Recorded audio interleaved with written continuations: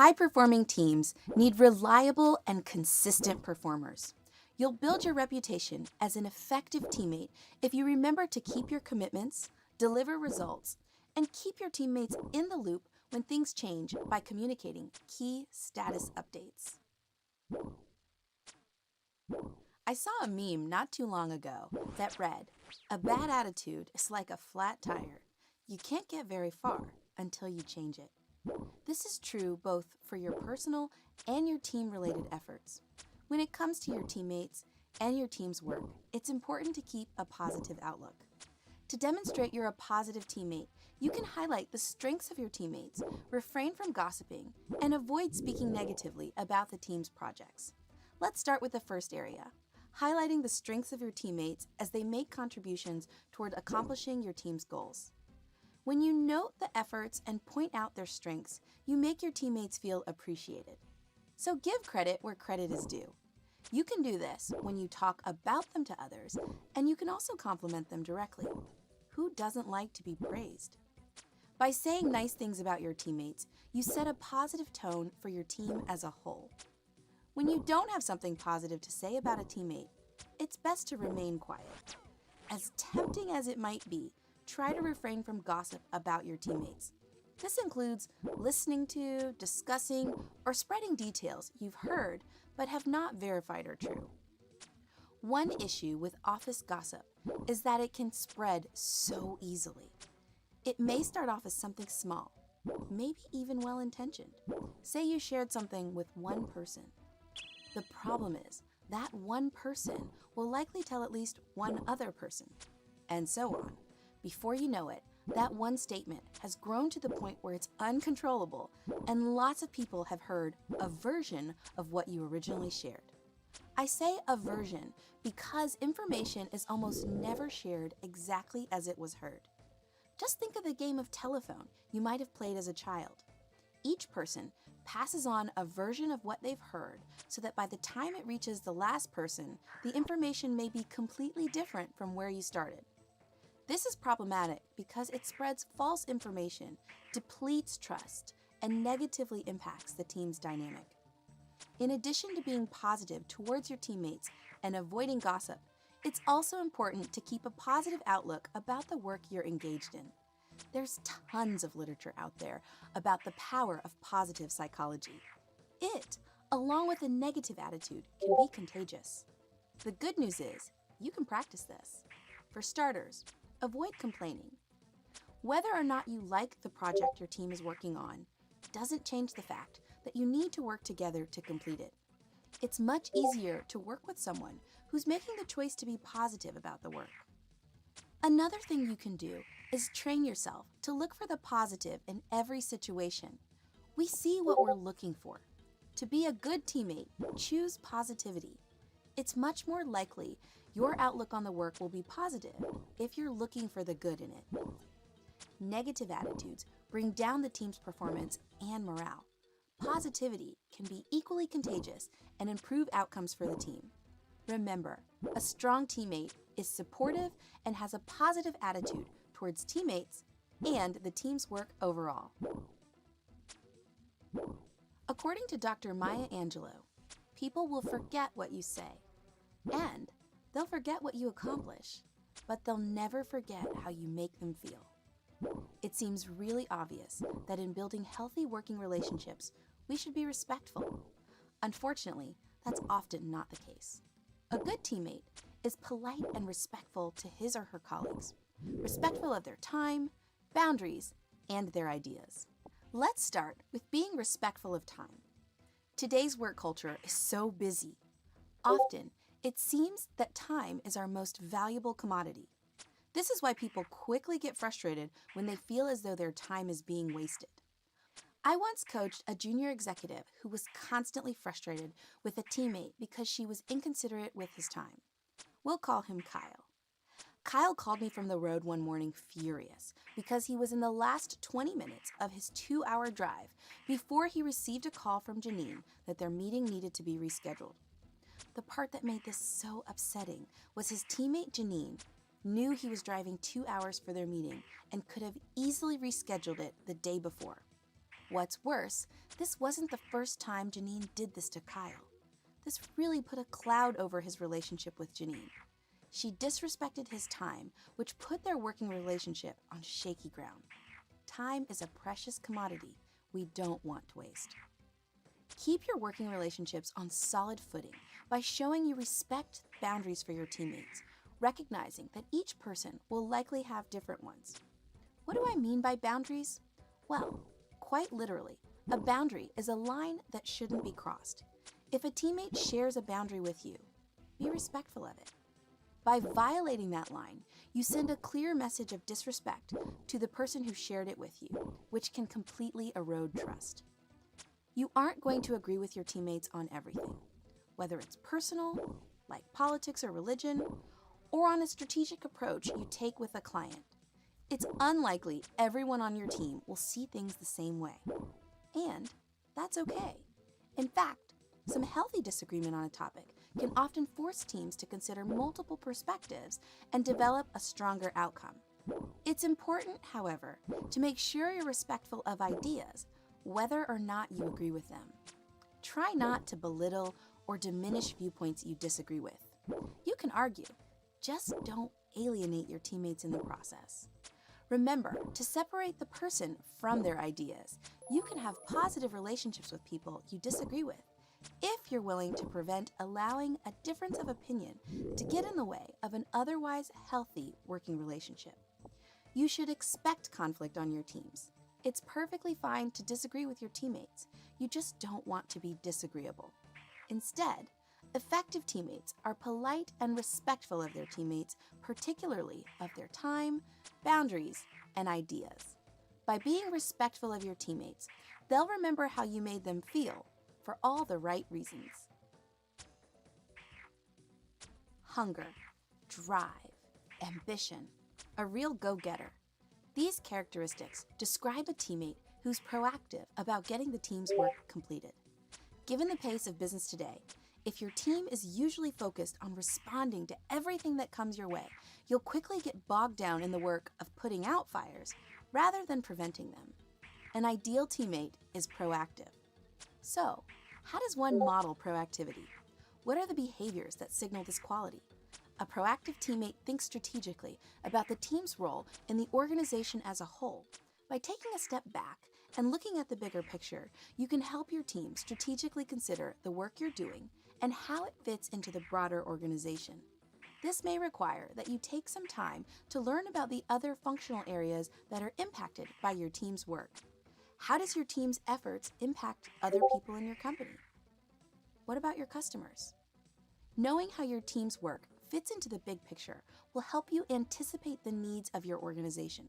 Thinking ahead is a very important asset an effective teammate brings to the table. When you're thinking ahead, you can often anticipate potential challenges that the team can address before they become bigger problems. When you plan ahead, you lighten the workload for everyone on your team. If you've thought through the, say, 5 steps of your team's project, you have a perspective on the work that others won't have considered. You can suggest combining steps 3 and 5, which won't have occurred to others on your team because they're reacting to each step in sequence. This saves time and redundancies with your team's work.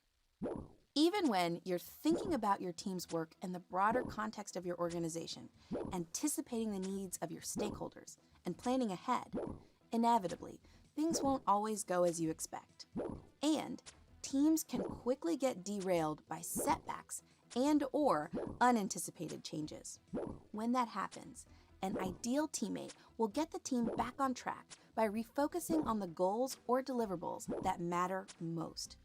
It's easy to get bogged down in the details of projects, and if you're not careful, rebounding from these little excursions can add a lot of time to the overall journey. High-performing teams can't afford to always be reactive. Instead, thinking proactively about your team's objectives will make you an invaluable asset to the group.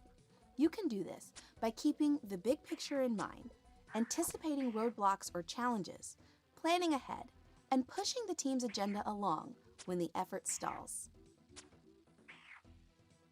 Helen Keller said, "Alone we can do so little. Together, we can do so much. This simple quote is the essence of why we work in teams. Exemplary teams understand that we accomplish more together and approach teamwork with a collaborative spirit. Let me tell you a quick story. I was sitting next to a man I'll call Ryan in a meeting not too long ago. He passionately argued for an approach that the team liked but ultimately decided against. In this case, it's important that everyone on the team provide the same options to their clients. The team voted to take a new direction instead, which meant that everyone on the team needed to use method A rather than method B, which Ryan wanted. Frustrated by this outcome, Ryan's demeanor completely changed. After being very involved in the discussion, he basically shut down and didn't say anything else during the meeting. He didn't do anything to intentionally sabotage the project, but from this point on, he stopped making much of an effort to accomplish the team's goal. He often had excuses for why he couldn't use method A. Ryan was so convinced his idea was better, he continued to use method B, despite the team's collective decision to use method A. This did not go over well. The client spoke offline and then expressed dissatisfaction to senior leadership that some were getting one option while others were getting a different one. This not only made the project team look bad, but reflected negatively on the company as a whole. We can learn a lot from Ryan. It's easy to show you can be a good team player when things are going your way. An ideal team player is collaborative, even when things don't go as he or she would like. You can demonstrate a collaborative spirit by encouraging participation, being cooperative, and supporting team decisions. Teams accomplish more when everyone participates. An ideal teammate encourages participation of others and also actively participates in team meetings and getting the work finished. You want to openly share your point of view and be open to hearing the ideas from others. Ryan did this well until he became frustrated with the direction of the discussion. In addition to sharing your ideas, it's important to be cooperative. There will be times when the team moves in a direction that you like, and then there will be times when you don't. Being cooperative means you adjust. Teamwork requires you to both give and take. Make sure you're willing to defer to the team and continue giving your best effort. Finally, support the decisions your team makes, even if you disagree. Everyone on your team isn't going to agree on everything. Imagine how stifling your project would be if some of your teammates intentionally worked against the team's agreed upon agenda. That is a recipe for a poor outcome. A great team player enthusiastically approaches the team's work, regardless of whether he or she agrees completely with the team's game plan. You demonstrate maturity, professionalism, and a collaborative spirit when you participate, cooperate, and stand by your team's decisions. In the workplace, we respect, value, and appreciate professionalism. And great teammates routinely demonstrate it. What do I mean by that? Well, professionalism is tied to your personal brand or your professional reputation. It's the impression you make and how your colleagues would describe you to others. Your professionalism can be summarized based on whether or not you are competent, complete your work, and how you conduct yourself. An easy way to remember this is the 3 C's. Let's start with competence. What skills or experiences are you bringing to the team? Your academic and professional background are the foundation of your perceived competence. From there, your ability to complete your tasks and do the job well will adjust how your teammates see you. In addition to the quality of the work you produce, you can build your competence by investing in your own professional development. In today's quickly changing world, you need to continuously develop your skills. Make sure you're paying attention to the relevant new technology, software, and sharpening your soft skills. Investing in your own learning is likely to return dividends. You can also show off your competence by making sure you're prepared. You may not always have a chance to review materials or the agenda prior to team meetings, but the more you can, the better. Taking a little extra time to make sure you're ready to go will help you to contribute in team meetings. During these meetings, you'll want to remain actively engaged. Speak up and share your ideas and concerns. This doesn't mean you should be speaking the whole time. Just make sure you're paying attention to the discussion and making a contribution to the overall effort. Your participation and engagement in meetings shows a lot about your ability to manage the tasks on your plate. Speaking of the work you need to juggle, make sure you complete your work thoroughly and on time, if not early. This applies to deadlines and any deliverables you commit to completing. Your personal brand or your professional reputation is tied to your ability to get the job done well and on time. If you're routinely late for meetings or missing deadlines, you'll quickly build a reputation as someone the team can't rely on. Finally, when it comes to how you conduct yourself, there are a few things to keep in mind. Professional colleagues speak and dress in ways that represent the team in a positive light. Your conduct is seen as a reflection on your team. Carry yourself in ways that will make your team proud to be associated with you. When it comes to how you speak, limit your use of profanity and offensive language, even when joking. I once coached a very smart engineer. We'll call him Sebastian. He was technically very bright and a strong contributor to team projects. But he would often speak first and think afterwards and used a lot of profanity. While he had the strongest technical knowledge, he would often embarrass the team in front of their clients. You'll also want to make sure you're dressed appropriately for the expectations in your work environment. A professional teammate looks the part. Make sure you're dressed appropriately for the occasion. Demonstrating professionalism on a regular basis will help make you an invaluable teammate. You can do this by making a habit of a few key behaviors. Just remember the 3 C's: competence, completion of work, and conduct. Chances are, the project your team is working on won't be your last. At the end of the day, the outcome your team delivers is important, but the process for how you go about getting these results is also critical. Exemplary teammates approach each team project with the long term in mind. They focus on how the team gets the work done, not just the team's outcomes. For the team, this is important because it affects your ongoing work together.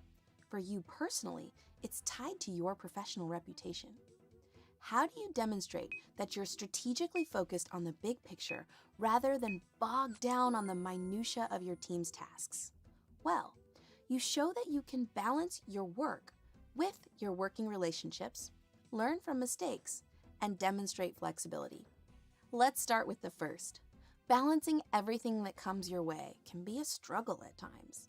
It's easy to get tunnel vision and focus so closely on getting work accomplished that you lose sight of the bigger picture. In our haste to deliver results, we can alienate or even neglect our teammates. Try to find a good balance between the project you're working on and your working relationships with the people on your team. Maintaining a healthy relationship is important for getting the job done because you rely on each other to complete the team's tasks. Because they recognize the interdependence of working on teams, ideal teammates try to avoid making mistakes. But despite your best intentions, things don't go the way we plan all the time. We're going to make mistakes. We can learn a lot about ourselves and each other based on how we respond to setbacks. Strong teammates learn from mistakes that you and your teammates make. Don't make them a bigger deal than they have to be. Address them, and then move on. If you value the people more than the outcome, you'll respond to mistakes with grace. We all need a little space for when things don't go as planned. Change is inevitable and often happens unexpectedly. This is why ideal teammates anticipate change and are ready to adapt as needed. Try to demonstrate flexibility with your teammates. At the end of the day, you need to get the job done. A great teammate is willing to roll up his or her sleeves and complete the outstanding tasks, even if it isn't something you want to do. You may be able to get away with a by any means necessary approach once or twice, but it typically leads to damaged relationships that get in the way of future progress. Remember, the people on your team are critical for accomplishing your collective goals. Once you complete the project or task in front of you, there will likely be another one down the line with these or other teammates. By balancing the project work and the people on your team, learning from mistakes and demonstrating flexibility, you'll show that you're an asset to any team. Understanding yourself is fundamental to understanding others and working well within a team. Self-awareness can be tricky, so make sure you look for multiple data points to help you assess your contributions as a teammate. To start, you can conduct a SWOT analysis of yourself as a teammate. SWOT stands for strengths, weaknesses, opportunities, and threats. You can take notes on each of these categories as I discuss them. Pause the video to give yourself some time to think this through. Starting with strengths, what are the skills, competencies, and experiences you bring to the team's effort? This analysis is for your own growth and development, so be honest in your self-reflection. You were placed on this team for a reason. You have something important to contribute to the overall effort, and it helps to recognize your strengths. Once you've listed your strengths, consider your weaknesses. What are the qualities or habits that don't help your team advance its mission?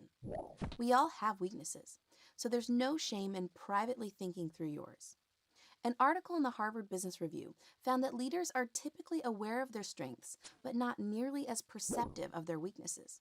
We all have blind spots. Regularly seek feedback on what your weaknesses might be. Your weaknesses should be tied to some of the opportunities you'll identify to consider. Think about your personal OFIs, or opportunities for improvement. What do you need to learn, or what skills can you develop to be a stronger contributor to your team? Finally, what threats exist for you as a teammate? When using a SWOT analysis for an individual contributor on a team, I think of threats as anything that can get in the way of you performing at an optimal level. An example might be not having as much time to work on a team assignment as you'd like. If you've been critical in conducting an individual SWOT analysis of yourself as a teammate, you can see what you're contributing to your team's effort. Are you happy with the results? If not, create an action plan for what you'll do to address your personal OFIs. As you develop in these areas, expect that you may make some mistakes along the way. Learn from them and then move on. Don't dwell on things you can't change. Use each lesson as a chance to grow into a better version of yourself and a better teammate. Store your personal SWOT analysis somewhere private. Refer back to it from time to time to see what's changed. If you have a trusted mentor or advisor, consider sharing your thoughts and get some additional feedback that you can include. Effective teammates are strategically self-aware. By being perceptive about your own strengths and weaknesses, you'll have more clarity about what you bring to your team.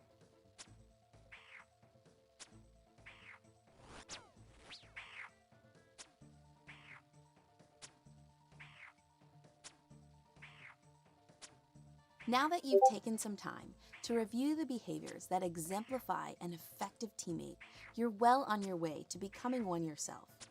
I wouldn't try to start adding all of these practices to your approach at once.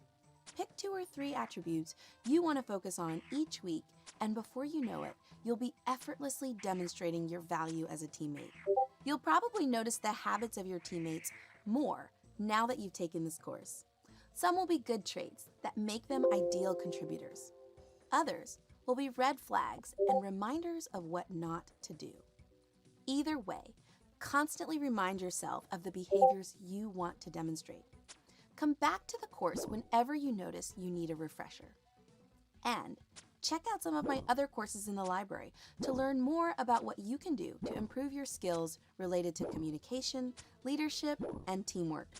Feel free to connect with me on LinkedIn, and I welcome your feedback on the course. I wish you the best in all of your future endeavors, especially those where you're part of a team.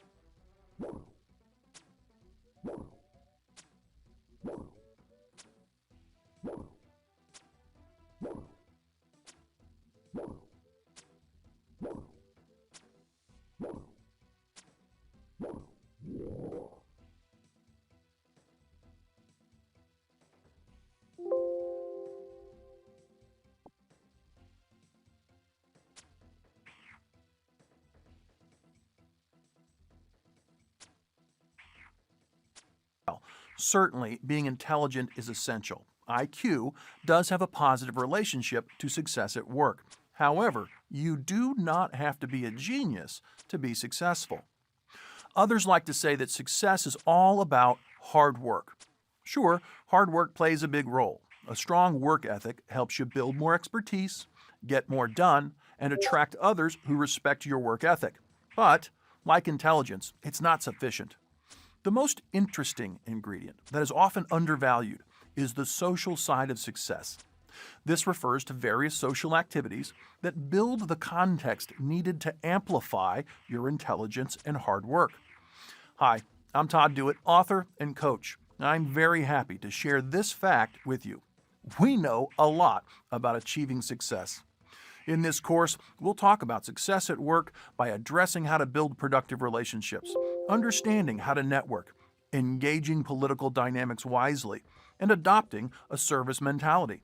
Good news, these are skills, which means you can learn them. So let's get started. Your expertise and ability are vital components of your success, but so is your work ethic, and guess what? Your social abilities might actually be your most valuable skill set. When you're new, it's all about getting to know people and becoming part of the team. My assumption here is that you have good communication skills. Lots of research links stronger communication skills and better work performance. This course isn't about communication skills per se, but how to use them to shape a social context that moves you forward at work. I think the social context conversation can be summarized by saying that success is defined by what you know, who you know, and how you add value. Let's start with what you know. Strong expertise is, of course, a requirement for you to advance. However, a strange thing happens over time. As you advance, everyone tends to be a little smarter and more experienced. So, that means the factor that differentiates who's successful and who's not slowly shifts towards social skills. Now let's think about the other famous saying, success is about who you know. There are really three parts of this idea. The first is relationship building. Unfortunately, there wasn't a class dedicated to this when you were coming up in school. No worries, with some effort and practice, the basics are within your reach. For example, why you must adopt a collaboration mentality, what it means to be a proactive colleague, and why asking questions is more useful than giving advice. The second part is about increasing the number of relationships you're a part of through networking. This is the art of being socially proactive to meet interesting new people. To be effective, you'll need to know how to prepare and how to properly interact. Believe me, great connections are out there, but you have to go find them. The third part is about political savvy. This looks at understanding how people at work are connected. You have to understand how things get done at work. It's usually not a simple meritocracy. Instead, there are many individuals, and they have different agendas. Political savvy is about endeavoring to know people, their plans, and their connections so that you can make decisions that are effective within that bigger picture. So first is what you know, then who you know. Finally, we have how you add value. The idea here is simple and powerful. Doing your job is just a foundation, but there's more to be done. Remember, service and supportiveness can be even more powerful than expertise. When you're a team player, serve on committees, and otherwise seek to help people, people notice. As a result, you gain visibility and build trust and rapport with more colleagues. In the end, IQ, hard work, and your expertise provide an essential foundation for success. But now you know. Who really gets ahead is determined socially by who you know and how you add value.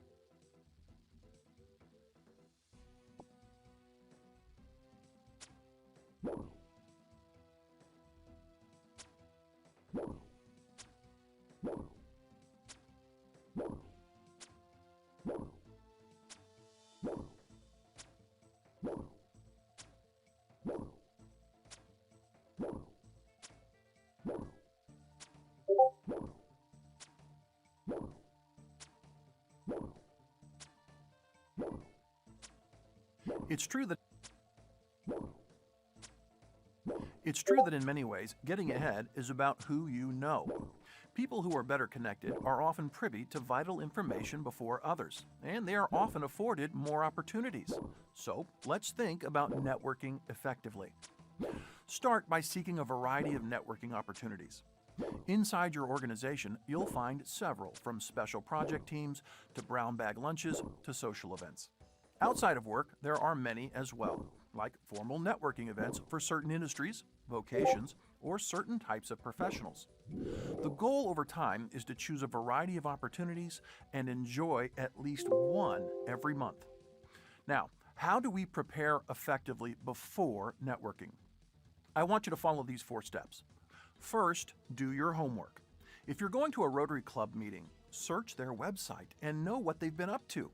If you're going to a monthly meeting of a local business association, get online and learn about the group's officers, and maybe even find the minutes from their prior meeting.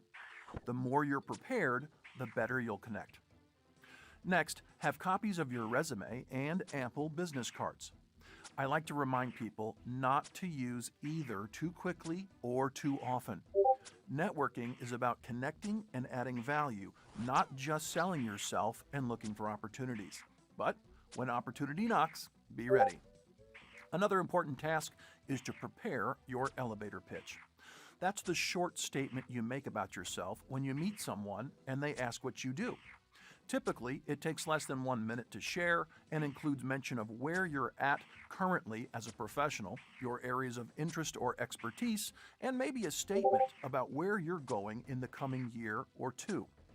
Finally, we have the issue of grooming and attire.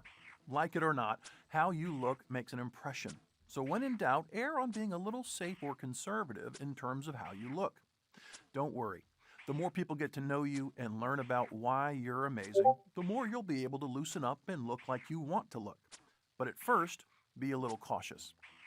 Now don't forget, after a networking event, it's smart to follow up with any new connections you've made.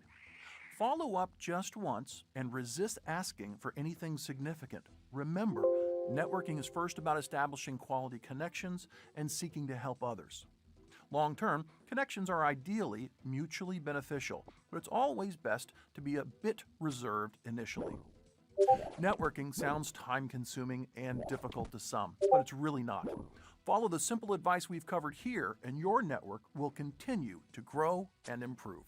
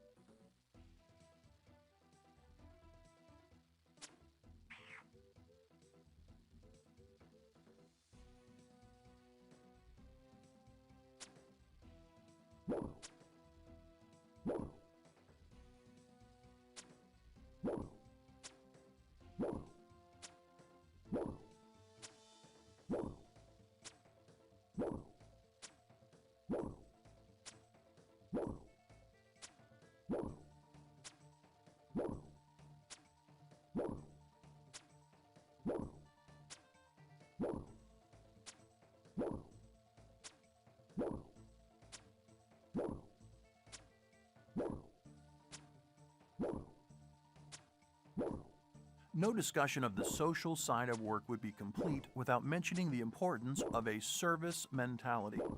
The idea is simple. The organization is more than just you. The vocation is not just you. The industry is way bigger than you and your colleagues. Each of us has an obligation to give back by helping each of these higher level groups move forward. There are plenty of reasons you should care about this way of thinking. First, giving back and helping others are simply the right things to do. Next, the more you help others, the more you maintain a productive sense of empathy and an appreciation for the bigger picture. That makes you interesting to your colleagues and makes you a better decision maker. Finally, being service-minded directly helps you. Your service efforts help you gain expertise and build a reputation as a person who cares and who wants to help others get the job done. Think about a service mentality as a choice to be helpful, show appreciation, and recognize your responsibility to the higher level groups to which you belong. You can demonstrate your commitment to service several ways. Inside the organization, there's always a variety of committees and task forces, some that are temporary to address certain issues and others that are permanent. For example, serve on a hiring committee, a task force dedicated to cutting waste, or a special projects team dedicated to identifying opportunities for innovation. Now, outside the organization, there's great opportunities to lend a hand.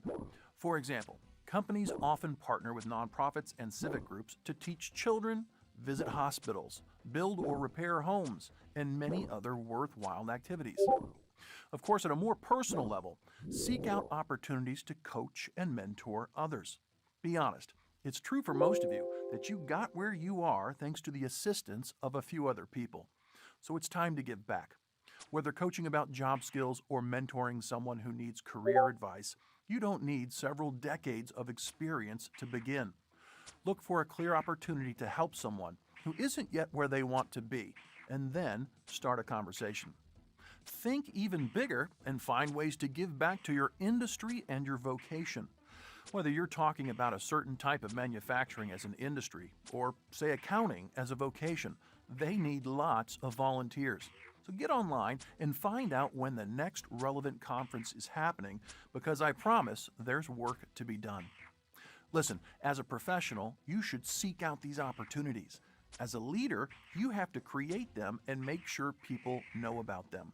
It feels great to help others, and in the long term, it makes you a person worth helping. I know that success often feels like a very long marathon, but remember, you get there one step at a time. So let me help you with the first few steps. The first thing I want you to realize is that what got you here is no longer good enough.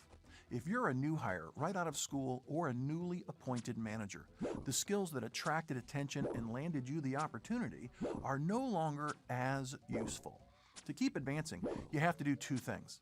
The first is to embrace continuous learning. That helps you stay relevant in terms of expertise. In fact, you're doing that right now by watching this course.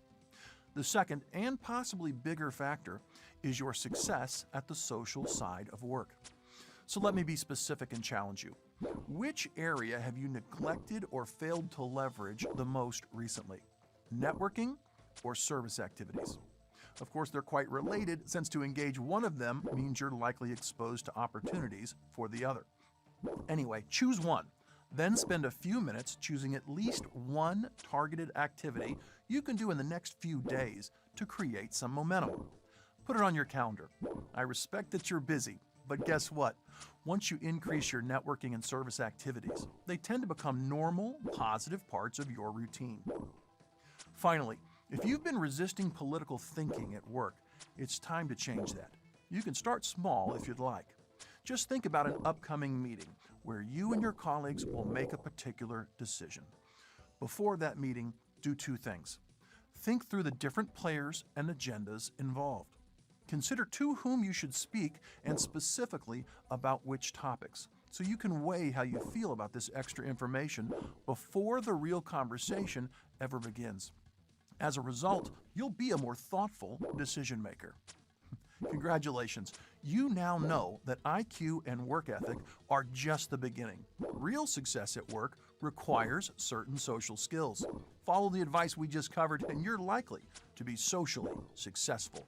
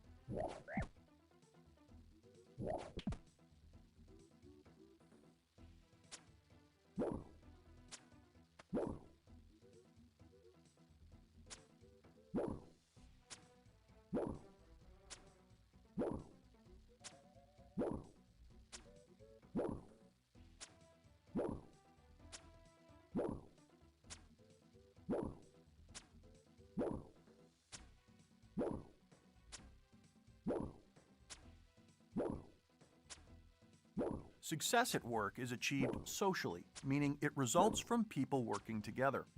It's vital to think about building great relationships. There are, of course, many factors that support effective relationships. Here, I'd like to share a few that are particularly important for professional relationships. The first idea I want you to consider is a collaboration mentality.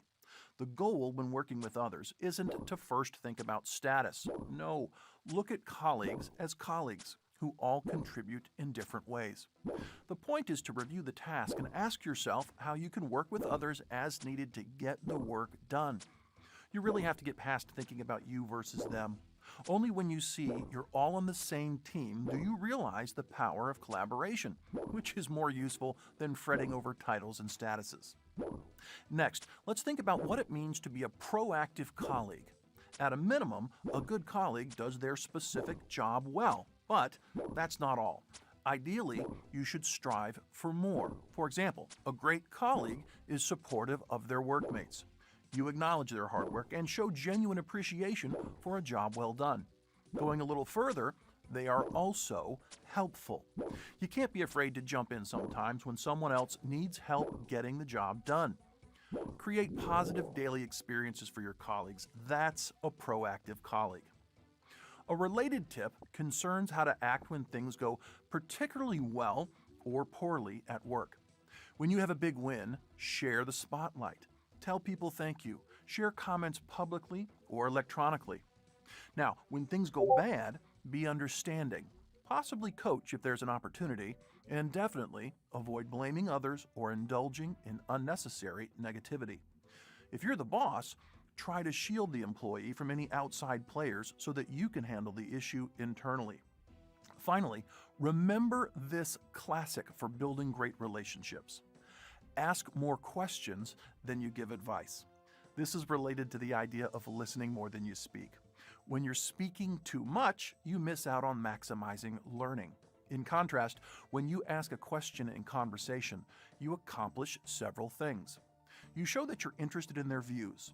You gain the opportunity to listen and learn about their views and about how they think. And in general, it's an effective way to show respect.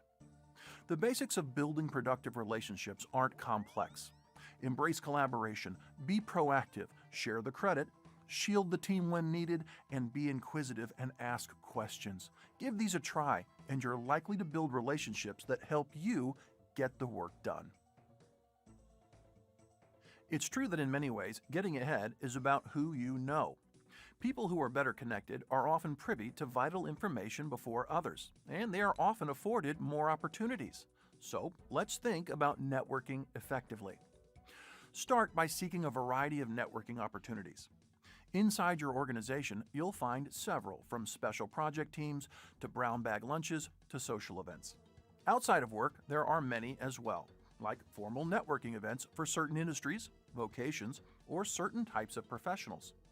The goal over time is to choose a variety of opportunities and enjoy at least one every month. Now, how do we prepare effectively before networking? I want you to follow these 4 steps. First, do your homework. If you're going to a Rotary Club meeting, search their website and know what they've been up to. If you're going to a monthly meeting of a local business association, get online and learn about the group's officers, and maybe even find the minutes from their prior meeting. The more you're prepared, the better you'll connect. Next, have copies of your resume and ample business cards. I like to remind people not to use either too quickly or too often. Networking is about connecting and adding value, not just selling yourself and looking for opportunities. But when opportunity knocks, be ready. Another important task is to prepare your elevator pitch. That's the short statement you make about yourself when you meet someone and they ask what you do. Typically, it takes less than 1 minute to share and includes mention of where you're at currently as a professional, your areas of interest or expertise, and maybe a statement about where you're going in the coming year or 2. Finally, we have the issue of grooming and attire. Like it or not, how you look makes an impression. So when in doubt, err on being a little safe or conservative in terms of how you look. Don't worry. The more people get to know you and learn about why you're amazing, the more you'll be able to loosen up and look like you want to look. But at first, be a little cautious. Now, don't forget, after a networking event, it's smart to follow up with any new connections you've made. Follow up just once and resist asking for anything significant. Remember, networking is first about establishing quality connections and seeking to help others. Long term, connections are ideally mutually beneficial, but it's always best to be a bit reserved initially. Networking sounds time consuming and difficult to some, but it's really not. Follow the simple advice we've covered here, and your network will continue to grow and improve. Political skills are among the most important in your career. It comes down to your ability to understand others' motives, how people are connected, and how and when to build support for a decision you wish to make. To be clear, politics is not a negative thing. In excess, it can be, but generally, it's just about knowing how your decision fits into a larger picture so that you can think strategically long term. Here's the reality. Sometimes you'll make the decision you feel is correct. Other times, you'll choose to support someone else's position so that later, when the odds are better and you feel the issue is really important, you can try to do exactly what you want then. To make a decision, think about your workplace power map. That's the key players involved in this decision, their major relationships with the other players, and their likely motives in this situation. Remember, everyone has different networks and agendas. For any decision you face, the power map is about understanding how others' agendas relate to yours. When you think about the one or two directions this decision might go, ask yourself who benefits and who clearly doesn't. Think about key budgets, competing goals and projects, departmental rivalries, and who's backed who in the past. You're moving past considering only your current decision so you can see how it's connected to other people and decisions, and how the people involved have larger interests and long-term goals. Now you're thinking politically. In decision making, you may or may not want to confer with other players. That might gain you useful insights. It also might let others know too much about what you're thinking. That's a normal risk to consider as a decision maker at work. A great rule of thumb here is to engage political conversations rarely instead of commonly so that you don't become known as someone who is highly political. All right, it's time to make that decision. Do you advocate for what you want or support someone else's position? If the issue is of minor importance to you, maybe let someone else win, because then you're increasing the likelihood they support you later when you wish to advocate for something you feel is very important. You might go further and try to achieve a quid pro quo, whereby you agree to support someone in exchange for their future support. Again, this can be useful, but can't be used often, or you risk making everything about politics. Of course, if you believe you need to act now, your focus shifts to how best to advocate for your position given your understanding of the power map. How might your decision be useful to others? It's up to you to make sure they understand. In the end, all decisions are made within a web of many other decisions. That's why you're wise to build strong political skills. No discussion of the social side of work would be complete without mentioning the importance of a service mentality. The idea is simple. The organization is more than just you. The vocation is not just you. The industry is way bigger than you and your colleagues. Each of us has an obligation to give back by helping each of these higher level groups move forward.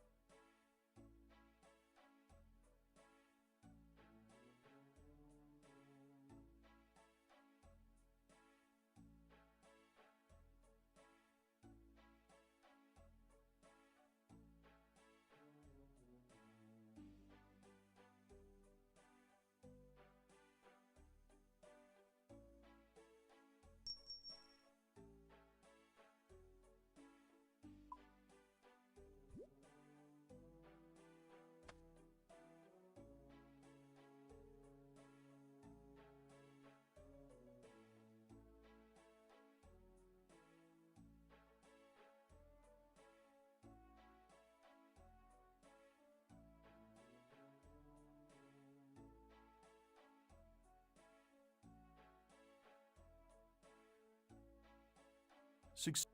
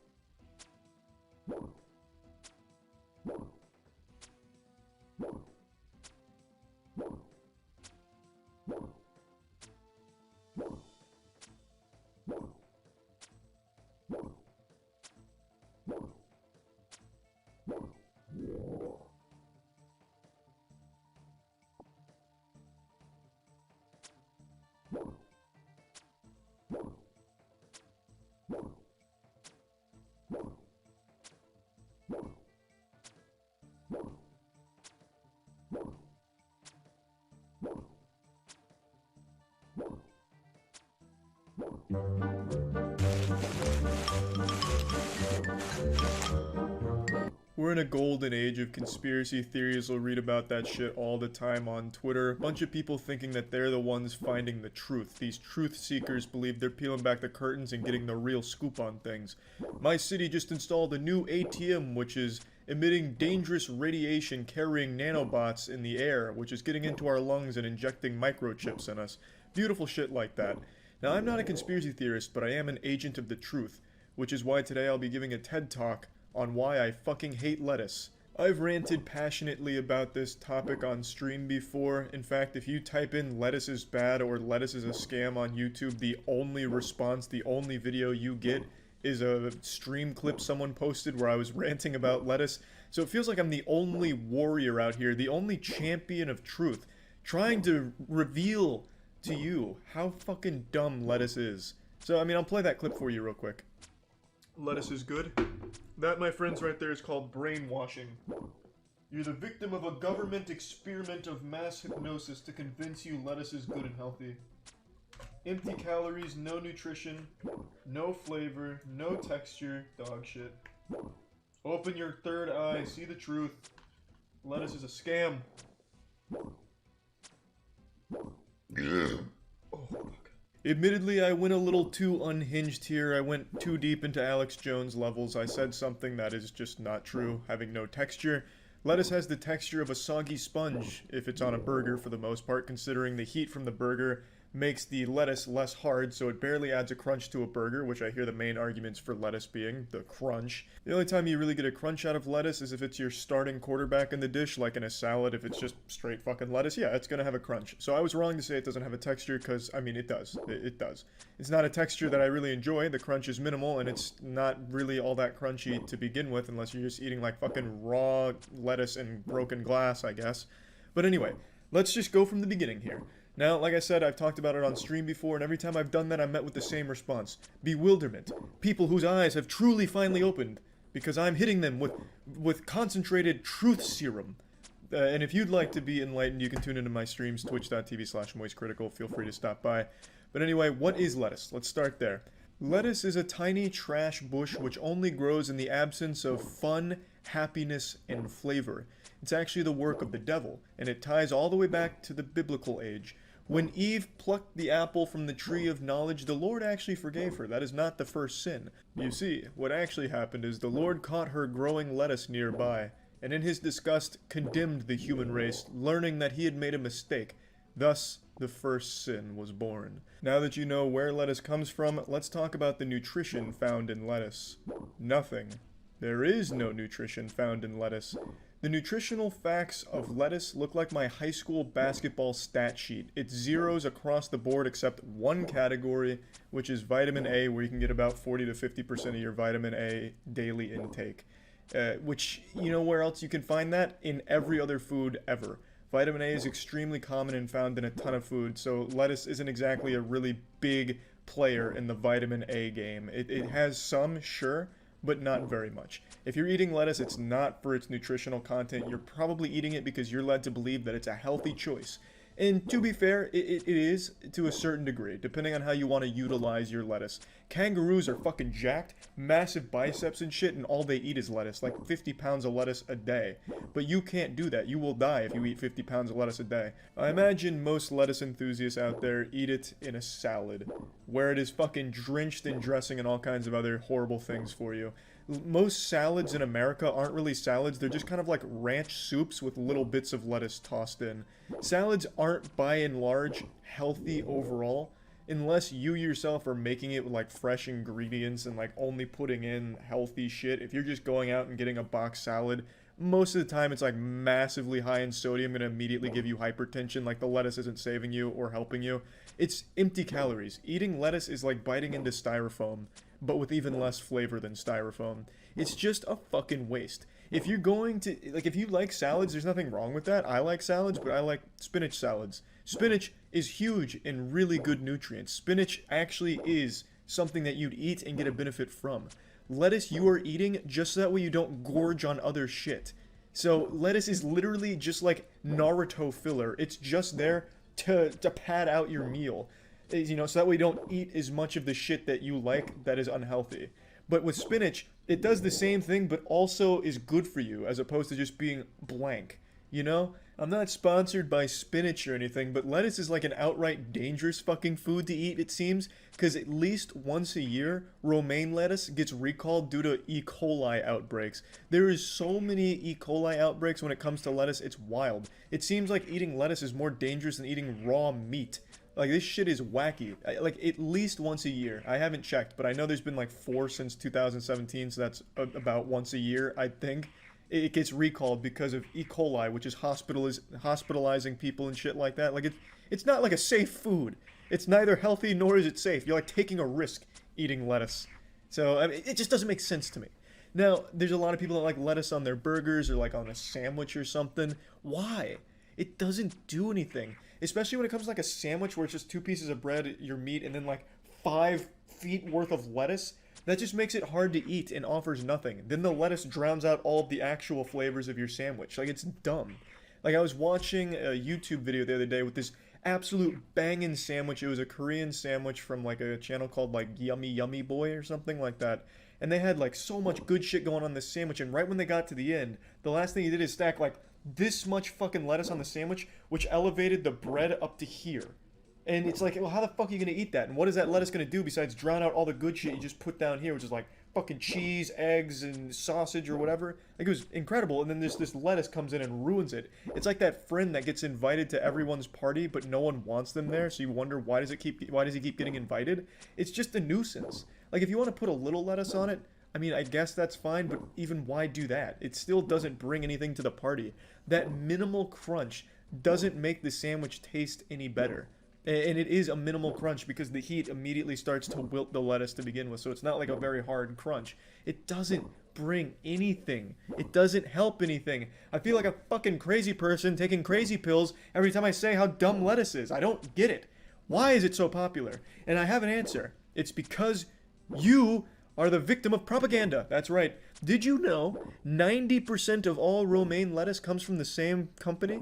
Did you know that? Interesting.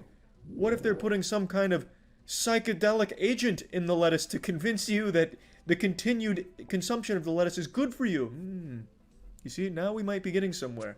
There has to be something sinister at play where the lettuce overlords have done something, like they have a wizard at the facility that's imbuing the lettuce with a spell that keeps people reliant on eating lettuce and arguing that lettuce is good. I just find it so hard to believe that this many people believe that lettuce is good for them or good for the flavor of anything ever, or like texture-wise. There's substitutes for the crunch in burgers or a sandwich. It's called onions. Like, that's the biggest one. Onions basically does the same thing, and no matter how hot your sandwich or burger is, the onion still gives you that crunch. I know there's a lot of people that don't like onion, so I'm just giving one quick example. There's still other substitutes, is what I'm saying. It's not like lettuce is the only thing in the world that has, like, this flavorless pseudo-crunch. It's just, I don't get it. I really don't. And I wanted to vent about it, because I can't fucking wrap my head around lettuce loving. Why? It's just a waste of, well, it's not even like, there's barely even fucking calories in it. It's just a waste of time. And it ruins sandwiches, goddammit. It does. It absolutely ruins them. I think what's bringing this out of me, this lettuce demon out of me, is after seeing that awesome fucking sandwich on YouTube be ruined by fucking 20 pounds of lettuce they slapped on it. That's probably what made me want to talk about it today. But anyway, yeah, fucking hate lettuce. That's about it. See ya. Fun things to do.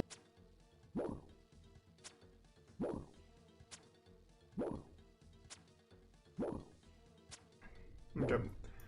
Now I definitely want to do Defunct Land, but I saw this earlier. Apparently he made something on Disney Quest.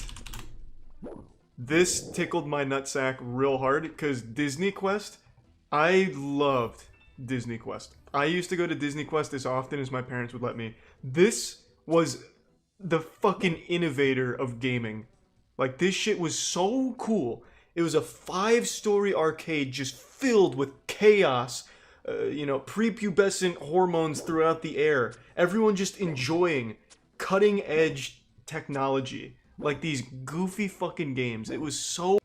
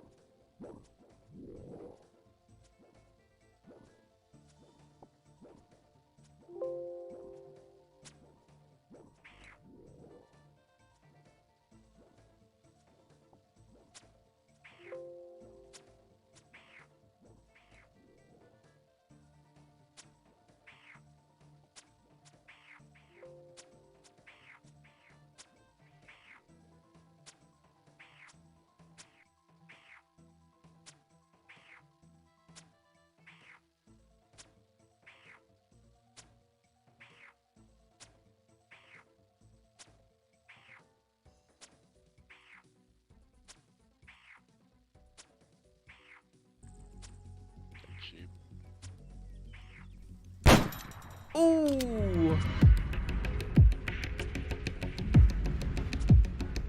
Hey guys, Drewski here, and today we're back in some Arma 3. This time we're not doing any special private events though. I'm joining a random official server and seeing what I can do. I'm picking up the M320 LRR sniper rifle, which is a 408 sniper rifle in this game, and it is a beast. It's the fastest bullet velocity, it's the farthest ranged.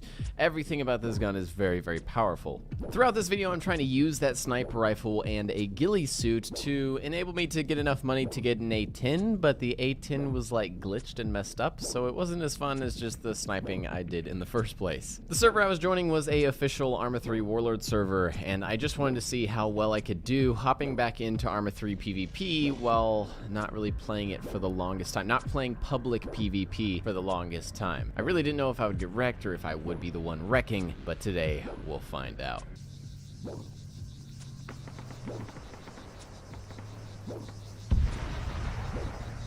Engage the Ifrit. First kill.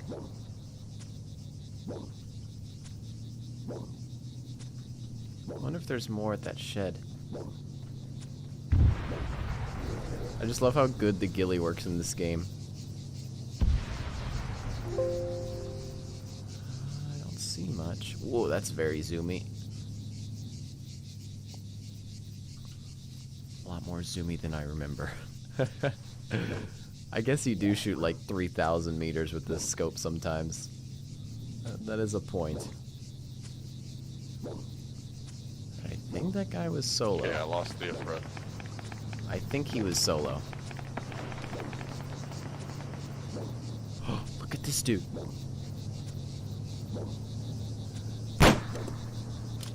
Woo, got him too. Alrighty then. Yeah, if we can just keep picking off people like that, we're gonna make some money just by chilling at this hill. I like this hill, but I also don't like it at all. Do I have thermals on this rangefinder? Incoming sector Oh, I scan. do. Holy Jesus. There's a big fight going on behind me. I think there's like two GMG Ifrits and Hunters fighting each other. Whoa, what the heck is that animation? Oh, that is a backbreaker. There's a dude shooting at me. What?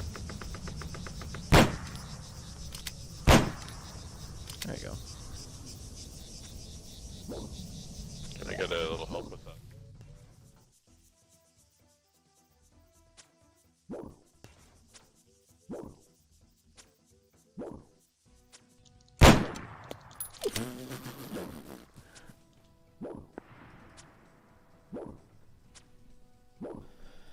Alright, so I found myself a nice roof here.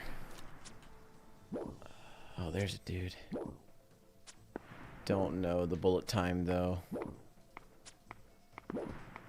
There's another. Let me see. Nope.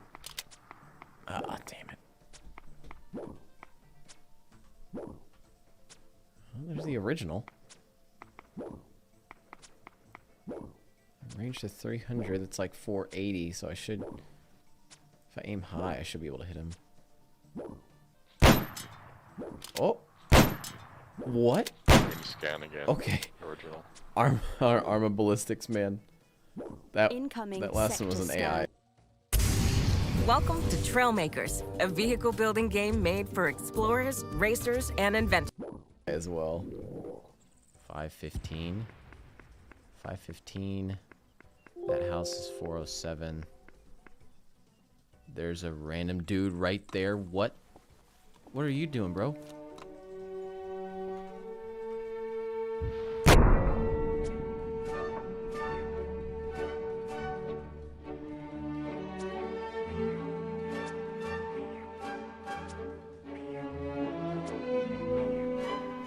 There he is. Oh, no, that's the AI again. No, is that AI? No, that's not AI. Oh, I thought that was AI the whole time. I think that's got to be played. Got it. Oh, no, that wasn't AI. What the heck? Okay. Sector scan There's some voice terminated. up there. Stay still. Stay still. Oh, he's gonna go to the other side. Why are you wearing all black? Select sector. Incoming sector scan. All of them red. Yeah, so see, there's some hostiles here.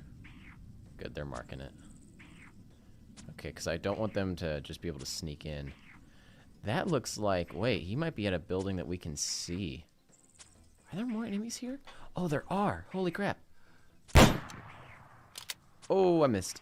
I don't think he realized it. What is that? Okay.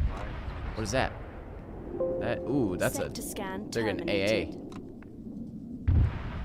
Okay, so they're still making it up to that. Oh my gosh.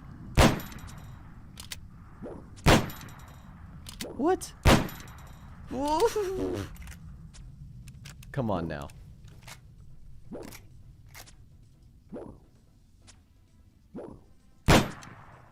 Whoa.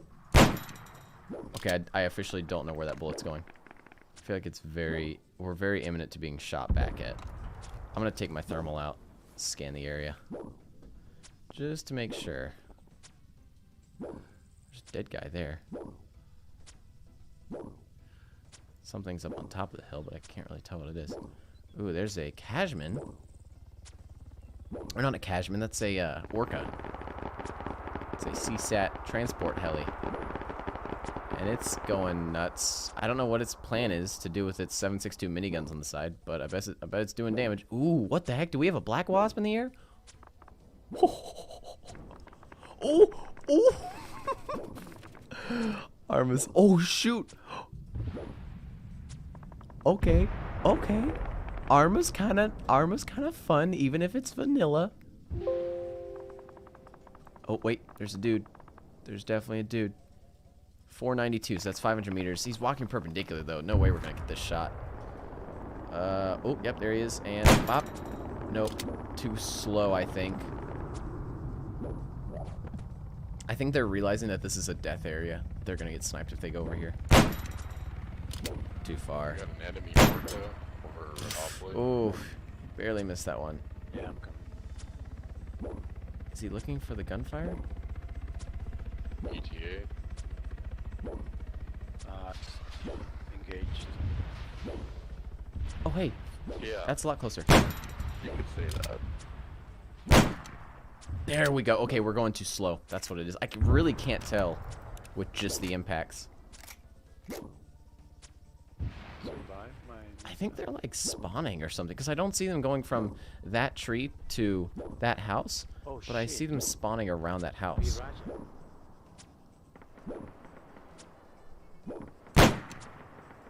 That wasn't me. That I promise that There we wasn't go. me. Okay. Good shot. Yeah, I destroyed Viraj. I don't know how. I had the Orca. There's an enemy quad going into town. Yeah, like where'd that quad come from? I didn't see him anywhere along this line, but he just appears, just poof. It seems like they like to order Orcas. They are ordering their, ordering Orcas like you can't believe. They're cheap. Ooh! Man, this gun. Once you get the bullet time just right, those perpendicular walking shots or running shots. Oh man, that's satisfying. Oh, what is that? Oh, that's a friendly hunter. Okay. Look at the US Army logo on the side. This guy is a patriot of all patriots. Oh no, wait, where's he going? Ooh! Oh no. Did I hit our hunter? Tigers is going. Wait, that was from behind. That's from right there. Oh! We arrived as explorers, pioneers, but we became something more. If this world doesn't fear us yet, it will. We appreciate power.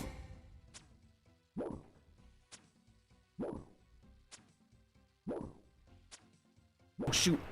Oh, come on. Sector scan terminated. Easy kills. Easy kills. What?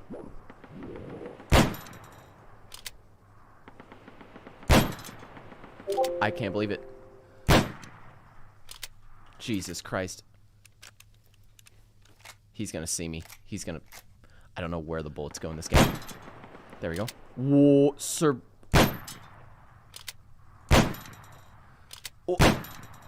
Where are the bullets going?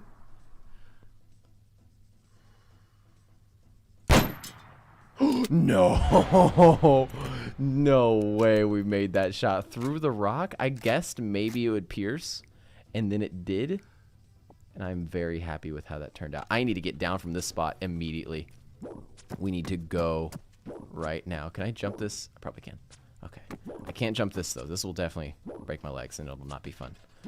Ooh, that was some good snipes. I mean, honestly, bad snipes, but just hitting some shots, missing others Incoming entirely. sector scan. Still fun nonetheless. I think they figured out where I was, though, so I definitely need to move back or away. Because they're going to be spawning in, getting thermals, looking straight this direction, so I need to move. So we're going to get it a little bit closer, but we can utilize our ghillie suit to kind of blend into grass if somebody gets really close to us. Though the ground here, the grass here is a little bit more red and darker green than our ghillie suit is built for, so I don't know. We're kind of playing our luck getting this close, but we should be able to get some close quarters kills here. Should I try to inch closer to see if I can see that target? Oh, jeez. Don't get too crazy now, Mr. Pawnee.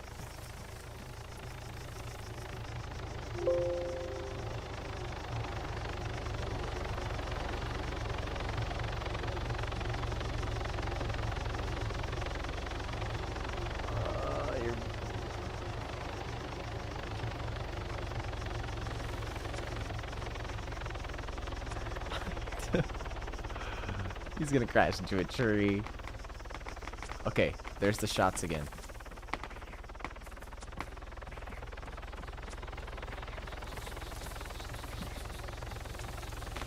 Oh!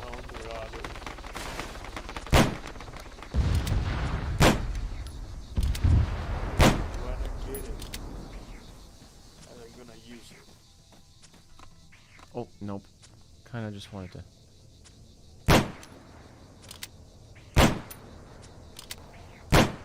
I hate Arma.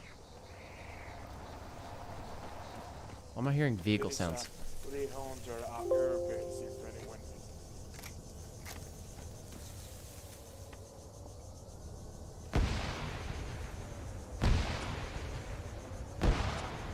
Oh.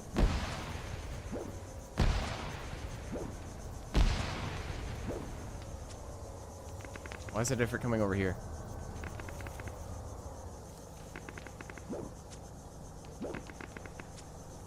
Is he staying still? Oh. Oh. Okay.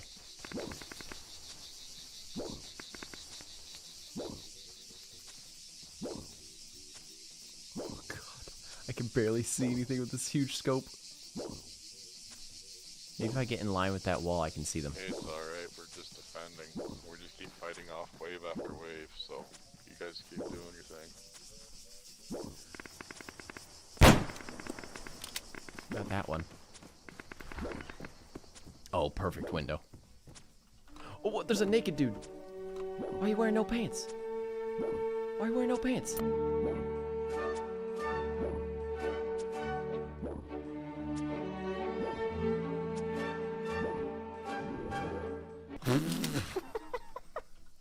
Why was he wearing no pants? You can't go to war without your pants. Come on, man. That's like a minimum base requirement. You have to have pants, or the leaves are gonna, the grass is gonna cut your ankles, okay? I hear shots. I hear shots like over that way. I think it's just in that grass, right behind Watch that him, grass. Margon. He's got a heavy gun. Grenade him if you can. In that building. Yep, there he is. Oh, come on. I don't understand Arma sometimes. A few years ago, I started to notice that my hairline was receding. I would find a lot of hair in my towel, hair in my comb. There we go. Incoming sector We're gonna get scan. shot. We're so close to these dudes. This is like super old. Like, this is just like old times. Like, the sniping mechanics in Arma are so weird. Like, that bullet shouldn't really deviate that much, but it's so weird sometimes. Is it down? Oh, hey, there's somebody up there. Nice. Great doing it. I don't know the range to that tower, though. A counter sniper. Oh, shoot. Okay, that power line. Sector scan terminated. Oh, is he there? Is it just marking him on the map for me? Well, that's convenient. Oh, there he is. There he is. He was just right there. Okay, what we can do, we can just watch this area with thermals. He's got a much more better weapon for close quarters engagements. He's got like a Mar-10, I think, which is suppressed. I don't know where he is, though. I think he's down. He's going to be like down here now. That's about 200 meters, so I'll aim a little bit low. Even though this gun is a 408 sniper rifle, which is insanely fast and shouldn't have any drop over even 300 meters. But it does. It has tons of drop for no reason. Oh, there's a dude. See if we can attract the other sniper by maybe hitting this guy. Thing is, that sniper will have to cross open ground. Half the distance back to you. If he doesn't know where I am, he's gonna cross over this open ground up here, and probably in right where that cross, like where my crosshair, he's probably gonna cross that area, and we could probably catch him out in the open, unless he's really trying to camp and find me, which is spoopy. He's in that forest somewhere. There's also a dude who's just behind this elephant grass, but either he's moving away from it right behind it, or he's just chilling in it still. There's the sniper. Oh, man.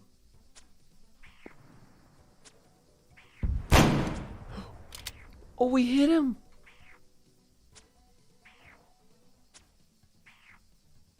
I can barely see him. I can barely see him through that tree. We just knocked him right in the shoulder, and he's still alive. He's got to be wearing heavy armor. And he's got to be very confused. Alright, let's take the chance. Let's go try to get back into the city. See if we can help out on the direct fight.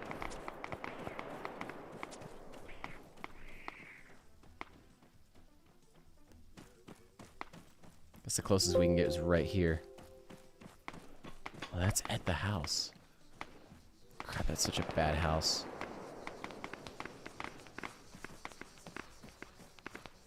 There's a dude. Oh, he just laid down.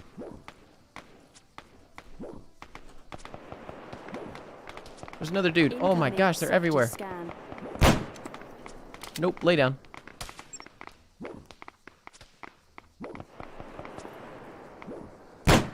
There we go.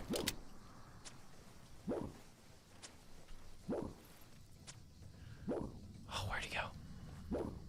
You were just right there. I just saw you. There he is. Got him. Okay, that was an AI. Whoa, that's a quad bike. Oh, this is so dangerous. I cannot believe Sector scan terminated. we're alive right now. Oh, there's another dude coming up. Just sit around, wait. Get ready for the ambush. Oh, they're just behind the hill. This one's not. That's the sniper. I gotta reload before I try to take shots on him. Oh, does he see me? Oh no, does he see me? On my legs. Oh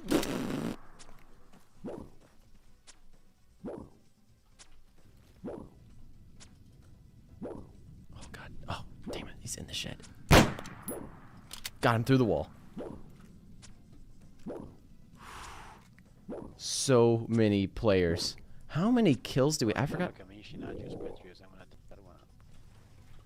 Good ping on that shed. I got that guy. Oh god, gun. Stop going up. If you go up, I die. It's a lot of gunfire. I think all these players are being smart. They're moving off to the right to enter these buildings here instead of going out in the open. So we need to get to the left side. We need to go probably back into the town. Who is that? You guys need help in Laka Factory? Oh, we finally got killed. Incoming sector scan. Let me see how many kills we got right then. We got a ton. 21. I don't know if that counts player kills. 21 kills.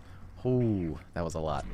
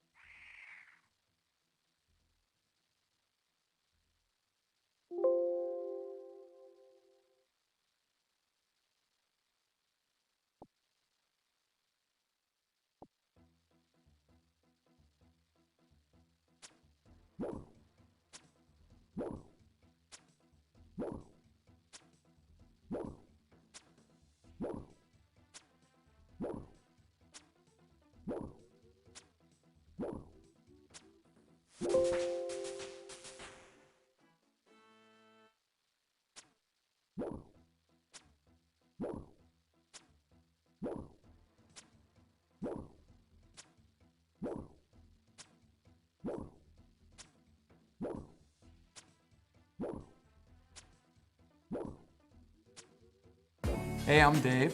I've been using Lucy Chew and Park for about a year. I use nicotine to... What's up, everybody? It's Critical, and it's that time again. That special time where glory hole operator Charlie hits Yahoo Answers again and tries to help people out. This time I'm going to the family and relationship section to see what helpful advice I can offer. How to get better at sucking dick. I'll just go ahead and leave my phone number in the comments on this one. How to help my wife stop choking on my cock when she performs oral. It sounds like she needs a smaller cock to suck on, so I'll go ahead and leave my phone number on the comments of this one as well. Should I have sex with all of my 20-year-old daughter's friends? I like how it's not should I have sex with some of my daughter's friends. This man is so confident in himself that he can fuck all 20 of his daughter's friends. You know what? If you're that confident, go for it, buddy. That's up to you. I don't think your daughter's gonna be too pleased, but imagine the comebacks you would have if you ever argued with her. You would be unbeatable because you'd always have that trump card. Oh yeah, Susan, huh? I'm a washed up has-been. I fucked all of your friends. Did you forget that? Every single one of them. Do you think one of these boobs would be too big for your palm? Well, I can't say for sure since no pictures are provided, so I'll just give you the dimensions of my palm. It's about the size of 2 chicken tenders touching end to end. So you do the math. Put chicken tenders on your tit and see if it would fit. I can't really say for sure. I'm still a virgin. I have high standards. Sorry. No need to be sorry. I forgive you. It's okay. Is it wrong to watch incest porn? I don't really need to read any more of what you've said here. However, just know a wise man once said, it's not incest porn if the sound's off. Then it's just porn. Poll. Did you know I banged your mom right up her black arsehole? Yeah, you and everyone else on Xbox Live, buddy. Take a number, get in line. Is it okay to shave your 15-year-old child's genitals? Shit, that's a lot of reading there. I don't really feel like reading your whole story there, so I'm just going to answer this question at face value. No, there's nothing wrong with that. My father used to shave me up until I was 18. I remember those days. Those were the good days. We would put on our football helmets, and then I'd bend over in the bathroom like I was the center, and he was the quarterback, and I'd hike up the razor between my legs, and then just display my chocolate starfish. And then he'd just shave my asshole really nicely. And then I'd stand up, he'd spank me on the ass, say, good game, and then we'd headbutt each other with our football helmets on. Is it bad to make myself throw up so I won't have to hang out with my friends? I made myself throw up so I would have an excuse to not hang out with my friends so I can just play video games. Is this a really weird, bad thing to do? Am I antisocial? No, you're just fucking stupid. Why would you even bother making yourself throw up? Just say, hey, I threw up. Are they gonna dispute you? Did you send a picture of your vomit or something? Why did you have to go through the steps? You're a real fucking method actor, kid. Come on, be smarter than that. I choked on my boyfriend's when I was giving him head. He didn't warn me, and he was laughing saying sorry his balls were full. Was he right? Well, this really isn't a matter of right or wrong. You gotta learn to swallow it. Spitters are quitters. Swallow that shit. Come on. Take one for the team. Whether or not his balls were full, that can be up to the scientific professionals to decide. How to surprise my husband. My husband and I have been married going on 8 years. We have 4 amazing children and a wonderful relationship. We also have a phenomenal sex life, hence the 4 kids. Ugh. World's already overpopulated as it is. Stop having so many fucking children. This being said, we have been together 8 years, so I'm pretty much out of tricks and surprises in the bedroom. We are going to have some us time tonight, and I'd love to blow him away. Pun intended. Any kinky, fun tips, preferably from men. But if any women know of something that their man loved, I'll take all the advice I can get. Thanks. Well, I think the best thing you can do here is redecorate the whole house in an anime-style fashion. I'm talking posters on the wall, a bunch of manga, some DVD box sets of some very popular animes. And then when he gets home and he's pretty excited about what he sees, he loves the redecorating. That's when you come out of the bedroom in a full My Valentine from Yu-Gi-Oh cosplay, and you challenge him to a duel in the bedroom, and then you play Yu-Gi-Oh for a little while. He'll certainly see none of it coming, so I'm sure he'll enjoy it as well. That ought to spice things up a bit.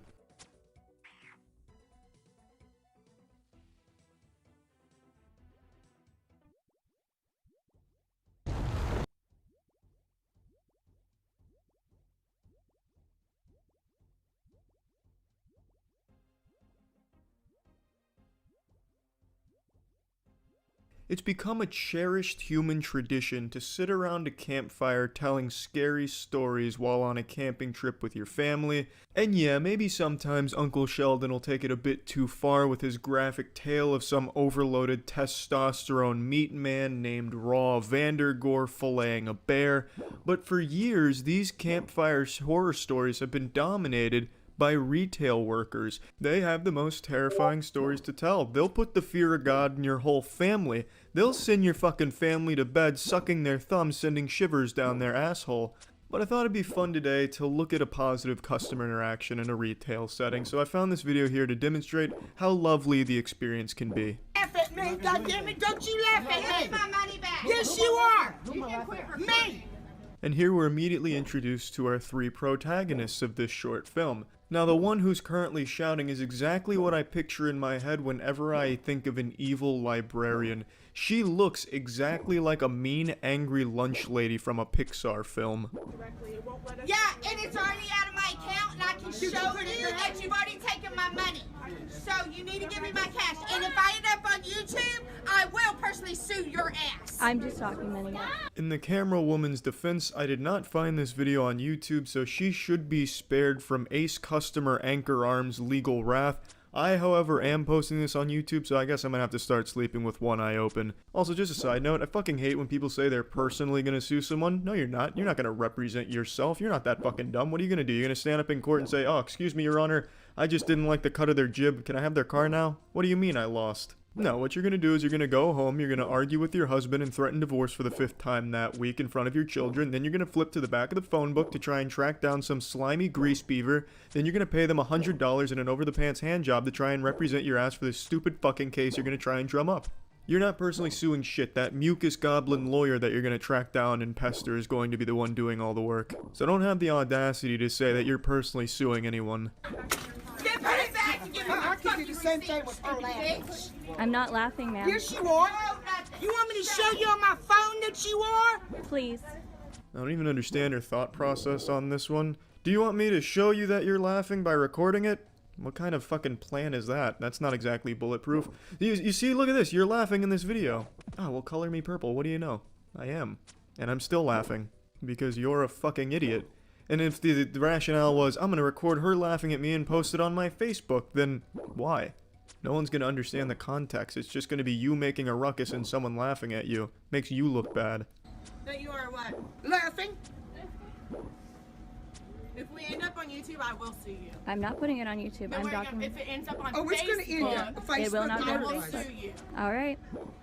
I mean, yeah, that makes sense. That plot development was pretty easy to predict from a mile away. Just taking one look at her, you could guess that she would be the kind of person to immediately threaten suing someone.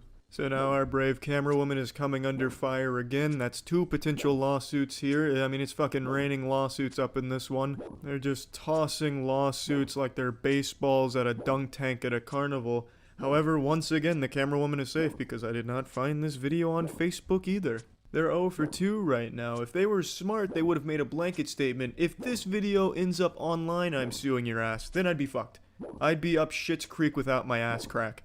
I wouldn't legally be allowed to watch this video. It'd have to be ending up on the dark web for me to find it. If they made that statement and it still ended up online and I saw it, I'd have the fucking Special Ops Navy SEALs busting through my windows right now to arrest me. Obviously, I'm kidding. No matter what incoherent babble they could have mustered up to drivel out of their mouths here, nothing they could have said would have given them any legal ground to stand on to sue anyone at all in this situation. That is perfectly fine. Yeah, because you can't record if you don't want to be recorded. And let me tell you, my attorney, I love you. That's kind of a half-hearted attempt at threatening another lawsuit, so I'm still just going to count that one. So she's at 3 potential lawsuits here, which is a pretty impressive statistic given that it's only been like a minute. Also, just to clear up a common misconception, you are allowed to film in public, contrary to what assholes like these would tell you. It's 100% legal, even on private property like a retail store, unless it is openly and clearly defined and stated by the established retail place or whatever location you're at that you're not allowed to film. You're allowed to film. And this happened at a Sears. Sears would have everything shy of fucking cocaine and heroin on their shelves if it meant getting people in their store. I'm pretty goddamn sure they don't have a sign saying you can't film. Don't laugh at me. I'm not. I hope everyone gets your fucking job. Okay. Y'all need to. Okay. And I'm calling Sears too. Okay. What? I don't care what you have. Find you another job. What's your point? What's your point? You need to shut your damn mouth and stay out of it. I It's your have best kids bet. too. Yeah, you do have kids, and it seems that they're very well-adjusted adults judging by this video here. Shoutouts to the red-haired girl that's now filming this from her perspective. Surely that's going to look good on her Facebook. Hey, hashtag super strong woman standing up for herself at a Sears against the evil corporation. What the fuck are you thinking here? No one on your Facebook, no matter how close they are to you, is going to see this and take your side. You got your fucking pugilistic mother over there threatening to go over the counter and beat snot out of the employees here. You have the woman next to you shouting up a storm too. Also, you're shouting in front of your kid while carrying another kid. You don't look good. No one is going to take your side, and I see this so much. The person who's in the wrong starts filming because they're so delusional that they think that they're in the right. It's disgusting. It's fucking sick. Should get you another job. A better job. Than being clerk at $10 an hour. You're screaming. It hurts my ear. I'm sorry. Did you get your money? Bye. You can quit recording me before I knock it out of your fucking hand. Bye. Knock it out of her hand. Yikes, what a scary hollow threat on the way out. Honestly though, it's refreshing to see good parenting like this. What an example to set for your children. Hey, if you're unhappy with something, get as loud as you possibly can and start threatening the shit out of people. Throw a fucking embarrassing tantrum. It'll work. Unless of course it doesn't. But yeah, the point of me showing you this video is to show you it's not all bad when you work in retail. Sometimes you'll get enjoyable experiences like this with a family as pleasant as them. Actually, I don't even know if they're family. I don't know if they're even related. Maybe they were just three strangers feeding off each other's energy. I couldn't tell you. But again, the point is, the customer's always right. No, I'm just fucking yanking your nipples on that one. The customers 9 times out of 10 are fucking assholes like this.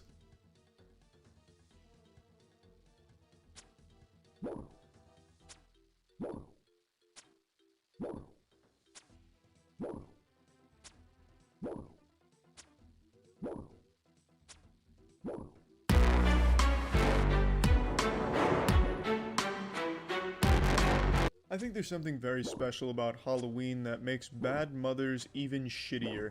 Just something deep within them. The beast is unleashed on October 31st and they become turbo shit moms.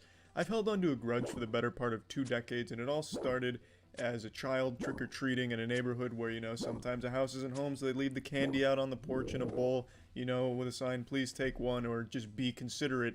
And every single fucking time that was out there, I knew I was getting no candy, because some goddamn twice-divorced, miserable mother took all the candy and put it in their child's bag, so that way they could conclude trick-or-treating early. That happened every single year that any house left that open, and I know it was the moms that did it, because I was friends with all the neighborhood kids, and they would complain about their mothers taking all that fucking candy for them and ruining trick-or-treating. And that tradition, 20 years later, is still happening on Halloween. It's fucking crazy, but now we have those doorbells that, you know, like ring, that show you a video feed of what's going on. So now you have like the fucking conclusive proof.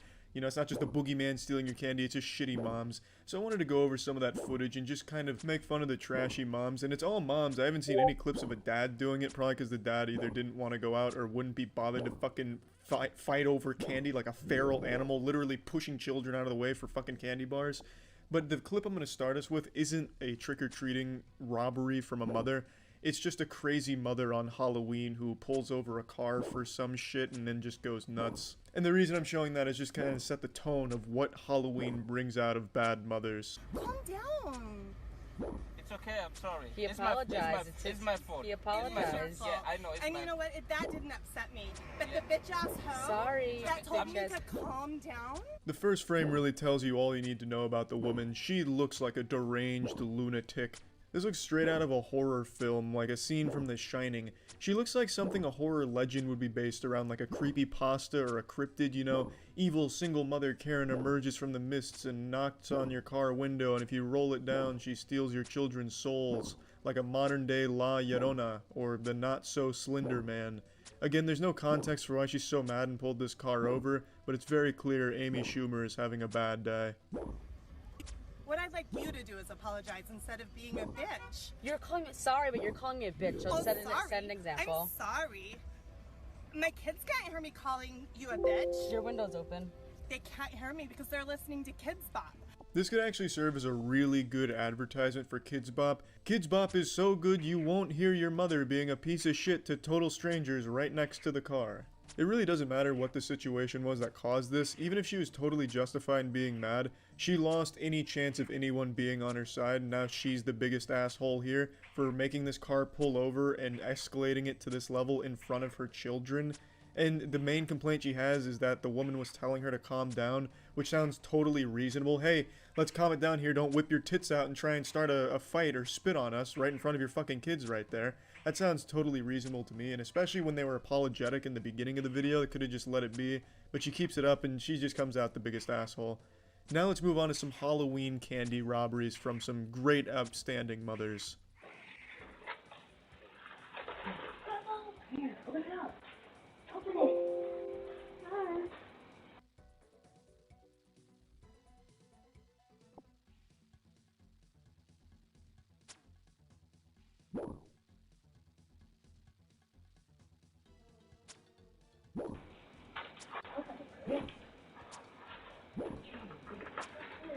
Open it.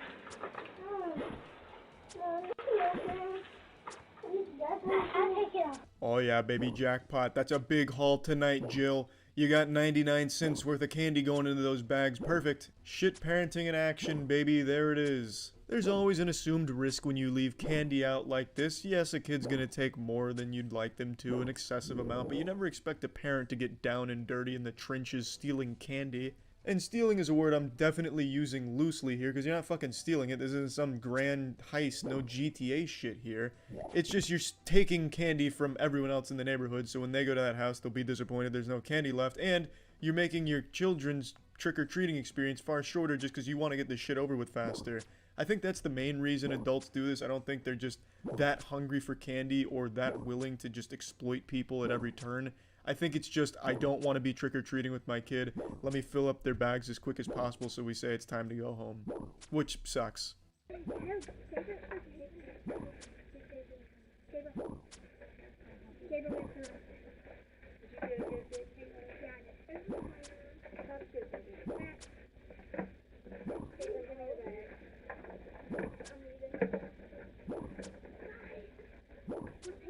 At first, I thought this looked like a premeditated robbery, like she had come out here with the desire to steal as much candy from these doorstep bowls as possible, because she came out with the hoodie on, the jacket, hands in the pocket. I thought she was concealing her identity. Then I realized she's not wearing a mask and it's fucking Halloween, so if you were trying to be stealthy, you just wear a fucking costume and they wouldn't know who it is.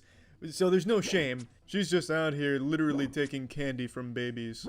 There's another really good video from this Halloween yesterday where it's a mother and the daughter. They go up to a house and the mother just starts taking all the candy and putting it in the bag. And the whole time the daughter's saying, "You took too much." The daughter very clearly doesn't feel great about the mom taking all the candy, but the mom's just, shut the fuck up.